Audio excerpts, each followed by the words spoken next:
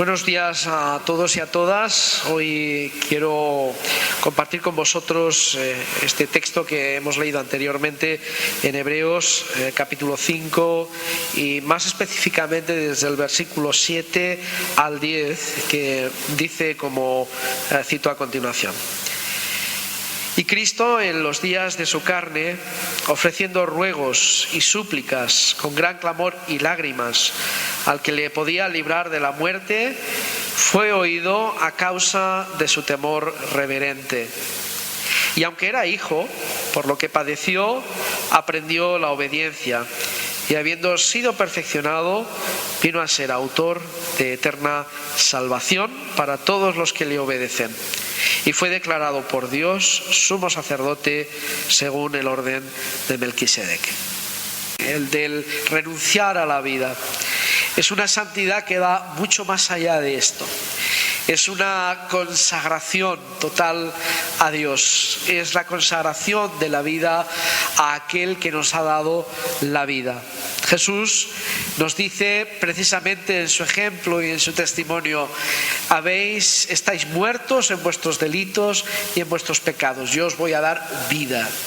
Y la vida abundante no está precisamente en seguir viviendo como vivíamos, sino en vivir la nueva vida en Cristo.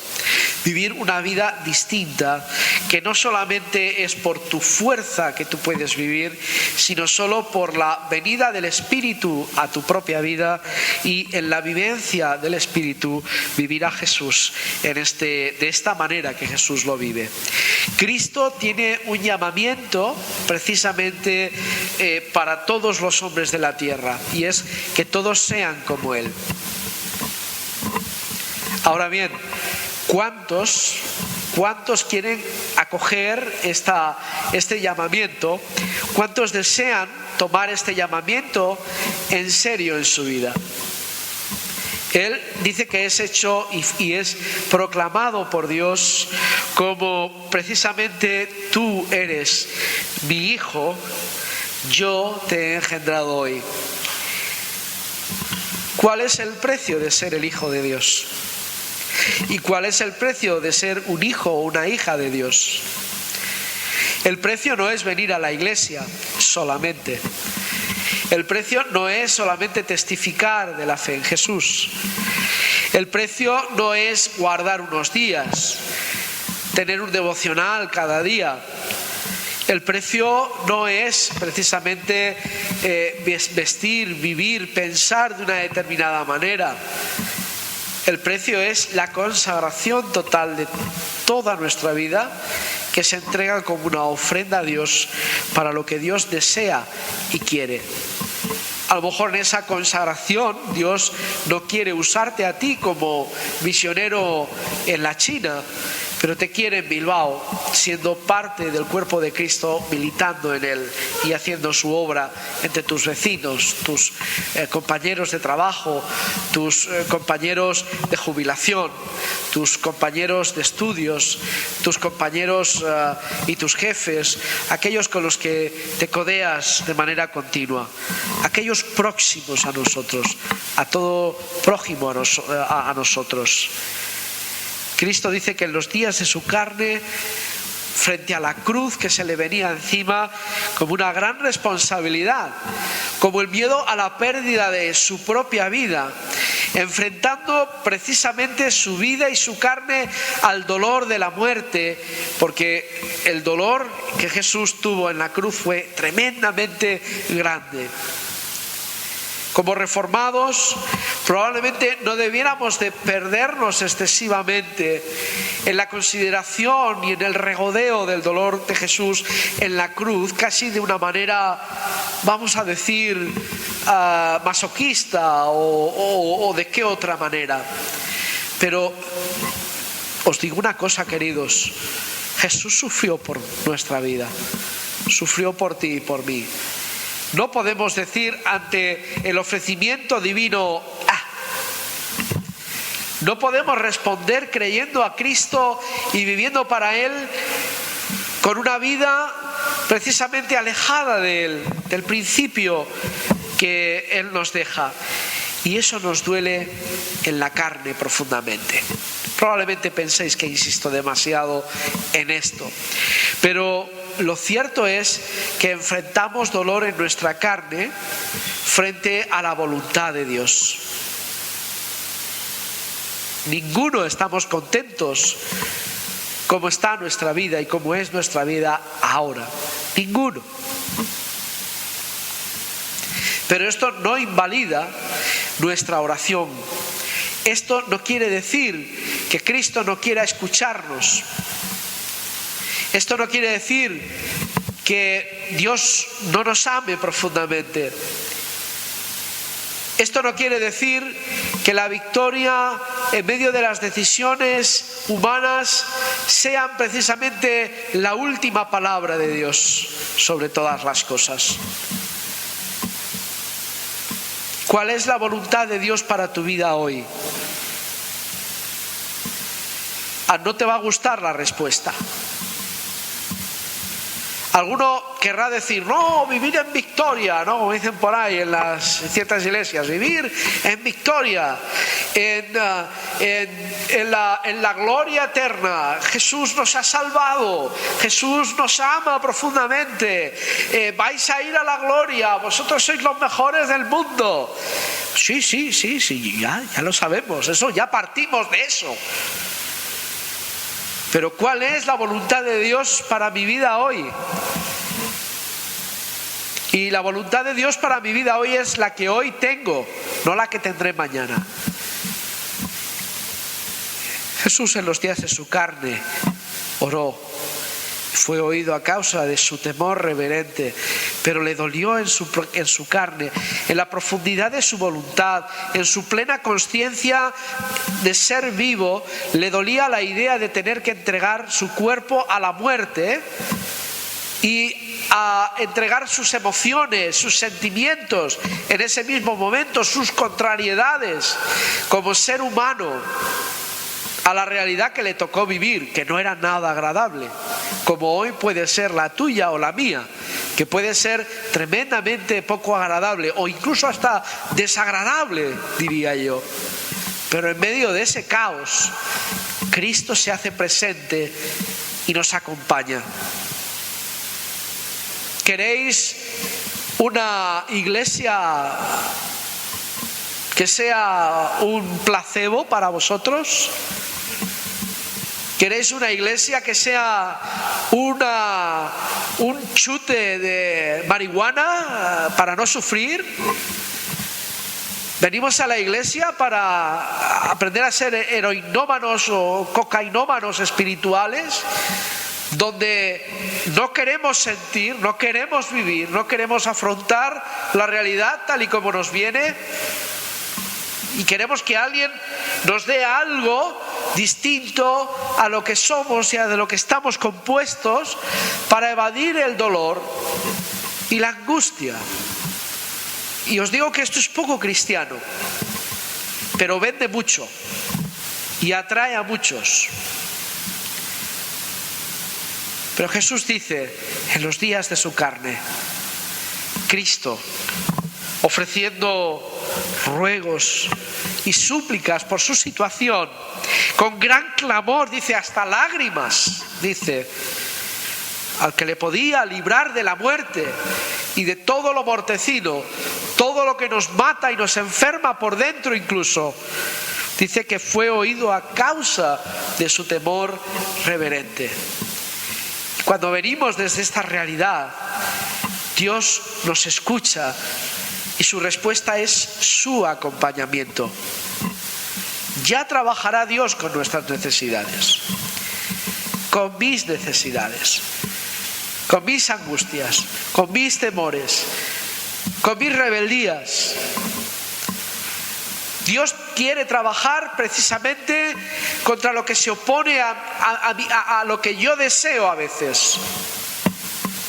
Decidme en la vida cuántos placeres os ha dado y poned en otro lugar cuántos dolores os ha dado.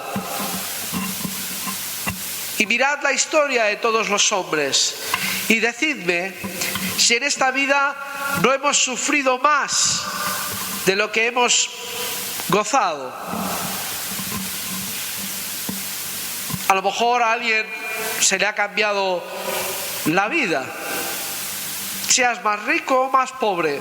Quien no sufre de una cosa, sufre de otra. Pero el estado o el estadio ideal en nuestra vida, queridos, no es siempre el estar viviendo en la vida sin dolor y sin angustia. Pero podemos ser escuchados a causa de nuestro temor reverente. El temor reverente a Dios es algo importante. No tengo ninguna forma de haceros ver o entender, ni siquiera de hacerme ver y entender a mí mismo el por qué yo tengo que guardar este temor y esta reverencia a la voluntad de Dios en mi vida hoy. Y en la voluntad y en las decisiones de la Iglesia. Y en la voluntad y en las decisiones de este mundo que no nos gustan. Ocurren sin más. Yo no sé cómo convenceros de manera inteligente, estructurada, clarificada, por qué tenemos que temer a Dios. Hay mucha gente que da muchas razones, desde la filosofía, desde la teología, desde el campo de la ética, desde cualquier campo de la humanidad, desde cualquier campo de la ciencia, de las artes, que da razones de por qué piensa y cree así. Yo no sabría deciros por qué. Nos entregamos como creyentes a un temor reverente, pero el temor reverente es lo que nos salva precisamente y es lo que hace oír nuestras oraciones cuando nuestro dolor nos quejamos por aquello que nos crucifica, que nos desagrada la vida, que nos la hace más difícil. Tenemos ese sentimiento de pérdida, de dolor, de agresión contra el alma, de agresión contra el espíritu en nuestras sociedades. Nos sentimos continuamente agredidos y a veces hasta por las miradas de otros, por las decisiones de otros, por las apelaciones de otros a nosotros, por nuestra manera de creer, por los impactos que recibimos en la vida que nos desagradan, que nos hacen perder y no ganar. ¿Y por qué yo tengo que temer a Dios? Una vez el pueblo de Dios se le puso en Deuteronomio, podéis verlo precisamente en sus últimos capítulos, creo que es en el 30 o 31, donde empieza a hablar acerca de la realidad del camino de la obediencia, de la bendición y de la maldición. Y consiste el camino de la bendición en imponer nuestro criterio, aunque sea santo y agradable a los demás, en absoluto, sino en la vivencia de nuestra fe, sin que nos tengan que dar más razones, sino Cristo mismo. A veces pensamos que nos tienen que dar una razón para cambiar de vida, pero nosotros elegimos en la vida lo que hacemos. Y conforme a las decisiones que tomamos en un momento determinado en nuestra vida, la vida nos responde. Y Jesús nos dice: tomad el camino de la bendición. Incluso cuando las cosas se pongan contrarias a nosotros, incluso cuando la vida nos es difícil y muy dura, incluso cuando las decisiones de otros afectan o puedan afectar a nuestras maneras de pensar, nos da igual. No es una cuestión de razones, sino de obediencia a la palabra de Dios, a Cristo en su seguimiento. A veces nos sentimos tremendamente contrariados porque pensando que llevamos la razón no se nos ha escuchado, no se nos escucha debidamente. Y nuestra lucha no es batallar, dar razones de esto o del otro, vencer convenciendo a los demás de las buenas razones que tenemos, sino de escoger el camino de la obediencia. Si algo entendemos que a Dios no le agrada, no vamos a tirar la toalla, no vamos a abandonar ningún barco, vamos Vamos a escoger el camino de la obediencia a Dios. Y cada cual que elija su camino. Dios lo deja claro, el de la bendición y el de la maldición. Ahora dice, escoge el camino, pero no puedes escoger los dos. Aquí no hay buffet libre. Hay una forma que es el bien y otra cosa es el mal. Y tienes que tomar el riel o los raíles de la vida que te llevan a Dios. Y si tu camino está equivocado, vas a tener que volver a Cristo y reiniciar el camino hacia el camino que desees otra vez tomar. Y eso implica un tiempo, implica una consagración especial, implica dolor en la carne, en el alma, en el espíritu. Y a veces se tarda en ver esta contestación de Dios, también como a Jesús en los días de nuestra carne. Pero Jesús es oído a causa de su temor reverente. Jesús respeta la voluntad de Dios. ¿Quién quiere morir por otro que además es un injusto? ¿Qué justicia es esa? ¿Os metéis en el pellejo de Jesús? ¿Por qué tengo que morir por estos? Porque el Padre no envía al Hijo a morir por los discípulos solamente, sino por Caifás, por Pilatos, por Judas, que le iba a traicionar. Jesús muere por Barrabás, por el César y por aquellos que un día le tiran sus mantos en la entrada de Jerusalén y al día siguiente están gritando a voz viva, crucifícale, saliéndose los ojos de las órbitas. ¿Merece la pena o tiramos la toalla? Jesús está en esa tensión. Mi carne me pide que se vayan todos a freír espárragos. Mi carne me pide abandonarlo todo. Mi carne me pide echarle un poco más de labia y ser un rey en Israel. Porque podría ser un Mesías, pero de otra manera. Pero él dice, no. El Padre nos sujeta y me sujeta a una voluntad que no es la mía y que le duele a mi carne. Entiendo perfectamente cuál es mi misión y la culmino y la llevo a cabo. Dice que Jesús, aunque era hijo, por lo que padeció, aprendió la obediencia. Yo, queridos, no estoy y vivo como cristiano, ni estoy en la iglesia, ni quiero vivir cerca de Cristo solo por un gusto o un placer, sino por obediencia a veces, a pesar de los disgustos, a pesar de los desagrados, por el temor reverente que el Espíritu ha puesto en mi corazón hacia Dios. Por eso me sujeto a Él. ¿Y tú? ¿Te ocurre lo mismo? ¿Te identificas conmigo en esto que yo estoy diciendo? ¿Qué ganas te dan por luchar por lo que es injusto, cuando nos gustaría dar un carpetazo y abandonar? La respuesta no está en el viento, como dice Bob Dylan. La respuesta está en el ejemplo y en la casa de Dios. Está en Dios mismo.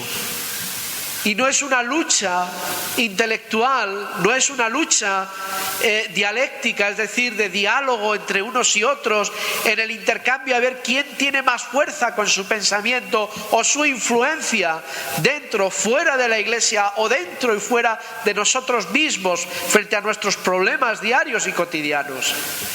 Sino que la cuestión está en un posicionamiento de nuestra vida que dice a favor de la obediencia, a favor de la bendición, a favor del bien, poniéndonos al lado de Dios en todo, sin odiar, sin olvidarme de los que incluso piensan contrario a mí o actúan de una manera sucia o contraria a lo que yo pienso que es la santidad de la vida.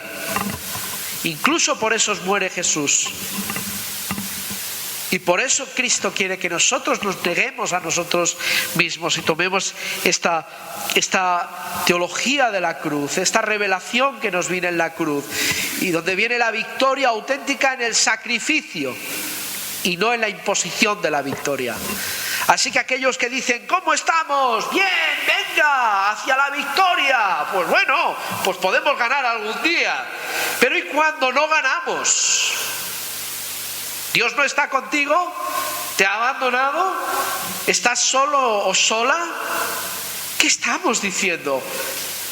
Dios, que entrega a su Hijo lo más amado para Él hacia una cruz, va a seguir enviando nuestra vida a la cruz.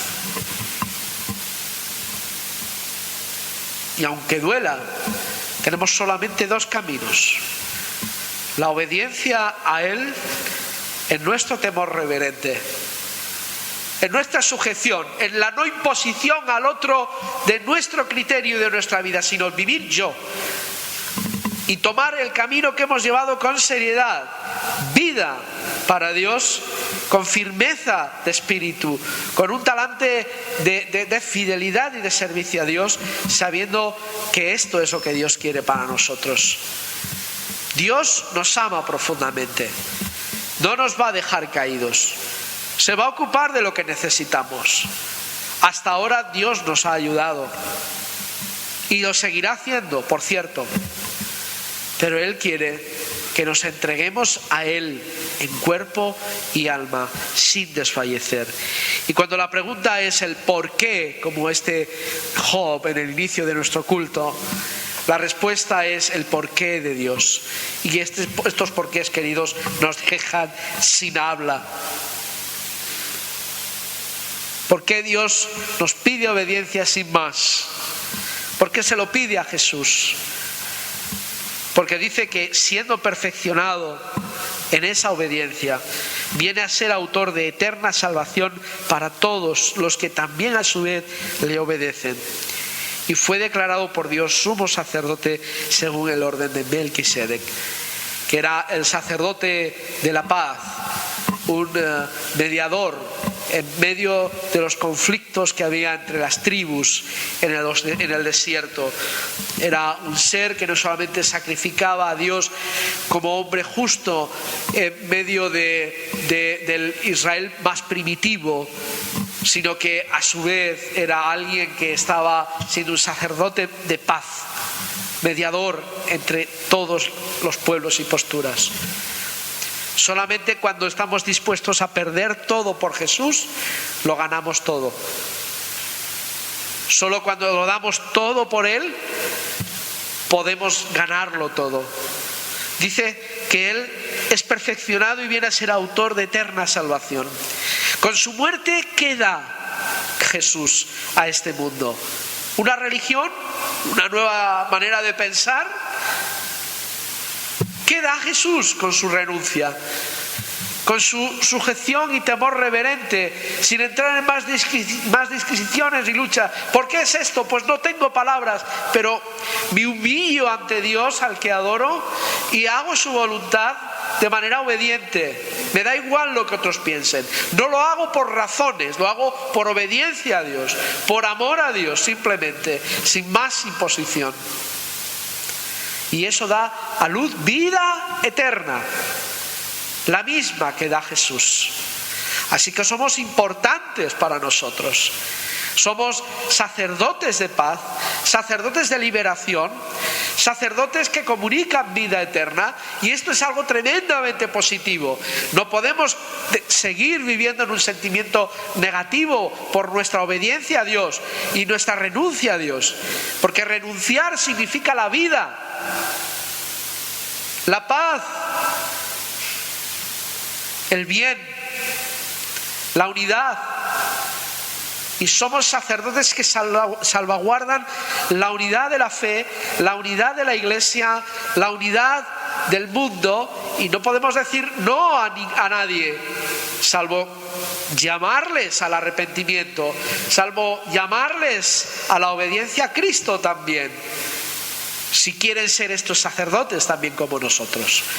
Y el límite ya no estará en nosotros, sino en quien decide si sí o si no se entrega a Dios.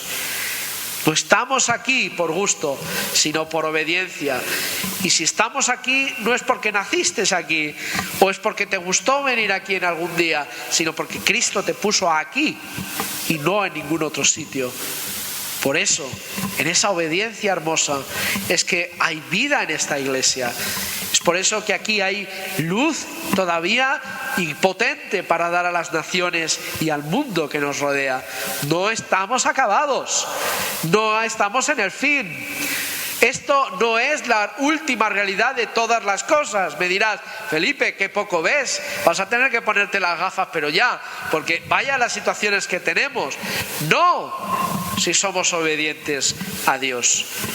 El fruto lo da Dios, pero en obediencia a Él, en sujeción a Él, en la espera a Él, a pesar que en nuestra carne haya dolor y lágrimas. Jesús nos invita a tomar este camino. Escoge. ¿A qué te vas a entregar?